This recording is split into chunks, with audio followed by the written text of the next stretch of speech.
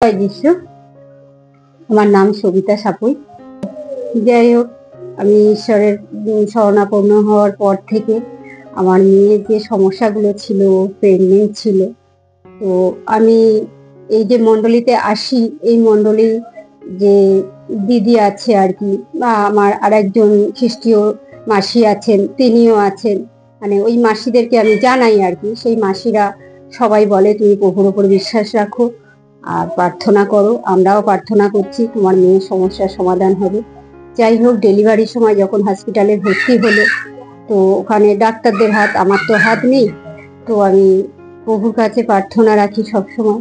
আর প্রভু আমার সেই প্রার্থনার উত্তর বা শক্তি উনি জুগিয়েছেন, যার জন্য ওখানে অনেক বড় সমস্যায় পড়েছিলাম। সেই সমস্যা থেকে, হসপিটাল থেকে বের করে নিয়ে এসে আমি মানে লাস্ট পর্যন্ত নার্সিং হোমে নিয়ে যাব, সেই রকম একটা আমি সাহস পাচ্ছিলাম না যে কিভাবে নিয়ে যাব। আমার কাছে পয়সা কড়িও সেরকম ছিল না, ওদের যোগাযোগও সেরকম ছিল না।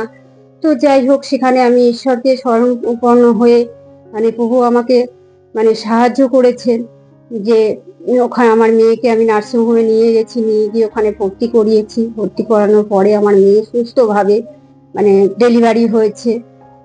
ডেলিভারি হওয়ার পরে আমি মানে ওখানে আমার মেয়েকেও বললাম যে দেখ মা, তুই চিন্তা করিস না, ঈশ্বরকে শরণাপন্ন হ।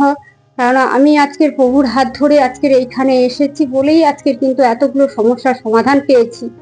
তো আমি সেই জায়গা থেকে এখনো পর্যন্ত আমার নাতনি এই 2.5 বছর বয়স হয়ে গেল, তো আমি সবাইকে আমার আনন্দ সহকারে বলছি যে প্রভুর কাছে মানে প্রার্থনা রাখলে যে এই প্রভু আমাদের উত্তর দেন বা সমস্যার সমাধান করেন, এর জন্য সত্যি আমি খুবই আনন্দিত।